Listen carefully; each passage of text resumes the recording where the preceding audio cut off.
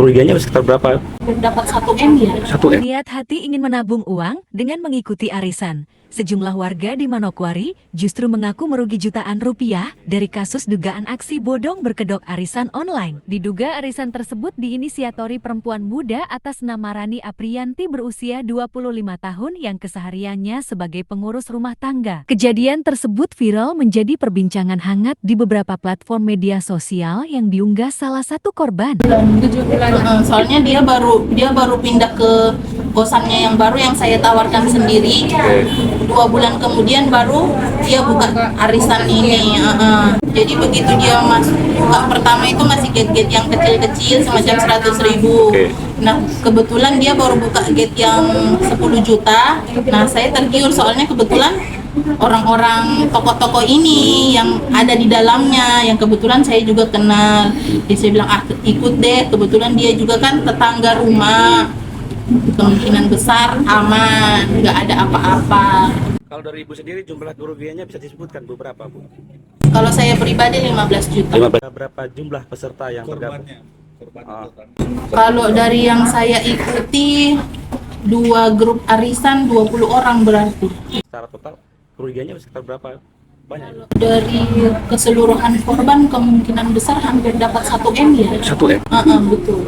Soalnya bukan hanya di Manokwari bagian kota aja, sampai di SP, di Ransigi pun ada korbannya. Iya betul.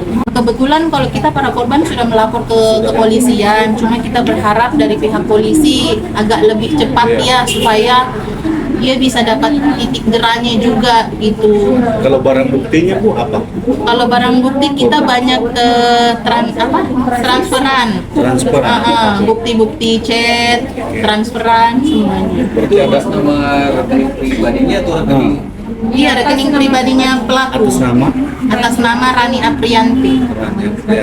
Iya. Bu, Ibu sudah sebelumnya pernah ketemu dengan korban secara langsung ya? Iya betul, karena saya tetangganya. Iya betul. Di daerah Jalan Baru, depan bengkel Fulika. Iya, kebetulan dia mengekos di sana.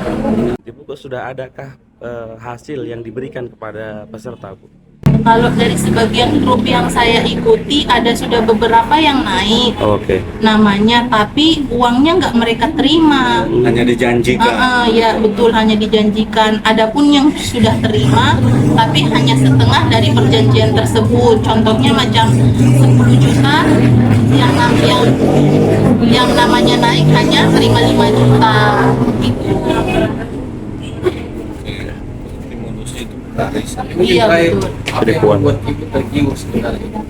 Yang membuat saya tergiur yaitu dia jual misalnya kita iya betul, keuntungannya 5 juta, nanti dia kasih kembali ke kita misalnya tadi 1 juta. Iya, tampilan dari maksudnya orang tersebut, pelaku tersebut juga sangat meyakinkan karena dia bercadar kan.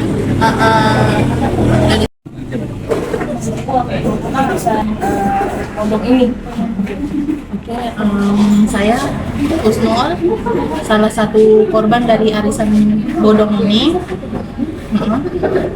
Awal mula kenal pelaku ini dari sosial media, yaitu Facebook. Nah kebetulan pelaku ini adalah penjual online makanan. Jadi karena dia penjual makanan kan maksudnya kita jadi sering komunikasi, beli-beli dia punya jualan. Nah mulai dari situ kita kenal. Nah kebetulan beliau ini, pelaku ini minta tolong dicarikan rumah kos yang agak lebar atau luas. Jadi saya bantu carikan. Kebetulan tempat tinggal itu dekat dengan rumah saya pribadi.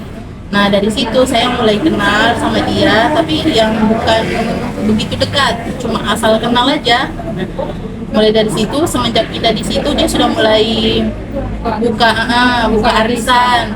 Entah itu arisan kocok yang mulai dari 100.000 per minggu sampai 1 juta, bahkan yang 20 juta. Nah awal pertama berjalannya arisan itu masih aman-aman saja, maksudnya pembayaran masih on time, tidak pernah telat, semuanya dipublikasikan di sosial media. Jadi seakan-akan kita ini yang baru mau gabung tergiur karena kan kebetulan dia juga berpenampilan yang apa ya namanya sopan, betul, dia bercadar. Jadi kita yang cuma orang awam ini kan Tidak mungkin dia menipu. iya betul, dari tampilannya saja sudah meyakinkan kalau dia orangnya baik-baik saja ya. Nah lama kelamaan dia ini bergaul dengan salah satu tokoh orang ternama di Manokwari lah. Nah dari situ mulai banyak nih yang mau ikut kenal dengan dia, gabung dengan dia, entah itu ngajak jalan dengan dia ataupun ikut arisannya dia. Nah dari situ juga semakin banyak orang yang percaya kalau dia ini memang betul-betul amanah. Ternyata lama-kelamaan berjalan waktu cukup lama, dia ini sudah mulai jarang live di Facebook. Kan biasanya per berapa jam itu selalu live di Facebook, entah itu dia mau ngomong apa atau ngegibahin orang lah istilahnya. Pasti selalu ada di Facebook. Nah 2 minggu terakhir sebelum dia dikabarkan hilang ini sudah mulai jarang live, nggak pernah update status di Facebook, paling sering itu cuma di WA saja. Nah dari situ korban-korban yang lain pada ngomong, kok bilang kok kayaknya ada yang aneh. Jadi satu sama lain saling chat. Ini kok si Dapur Umu Az-Zahra ini tiba-tiba menghilang, sebentar-sebentar nggak ada informasinya, sebentar-sebentar ada, semacam dia menjaga jarak begitu. Nah dari situ kita tetangga maksudnya belum tahu, soalnya kan nggak begitu dekat dengan dia ya, jadi masih santai-santai saja. Nah kebetulan begitu tahu dia hilang, sudah hilang dari Manokwari. Nah saya pribadi tetangganya baru tahu malam itu ternyata di dalam rumahnya itu sudah nggak ada apa-apa.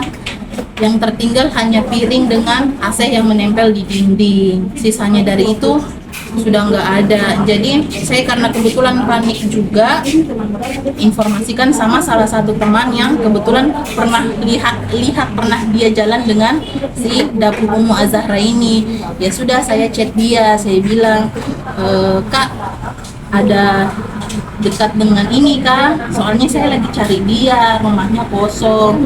Terus si kakak tersebut dia bilang, kenapa Dek? Tidak Kak, saya lagi cari dia, soalnya kebetulan banyak orang di depan rumahnya, makanya rumahnya sudah kosong. Terus si kakak ini bilang, jangan-jangan dia kabur. Saya bilang, mungkin juga ya, karena barang-barangnya sudah tidak ada. Nah saya tanya sama ibu kos, saya bilang, ibu ini yang tempat di kos ini ada bilang mau pindah Kak? Ternyata dia bilang tidak, sedangkan dia saja sudah 3 bulan tidak membayar rumah kos. Jadi saya bilang, berarti betul Kak, kayaknya dia memang kabur. Lah mulai dari situ kita semuanya masih masuk di Facebook untuk cari dia kan, karena dia paling aktif di dalam Facebook. Ya sudah, kita cari, ternyata dari sekian banyak orang yang pernah jalan sama dia, semuanya sudah tidak tahu dia ada di mana. Alasannya dia terakhir itu bilangnya mau liburan naik ke SP, sekalian ambil hasil tambang emas. Ternyata nihil, dia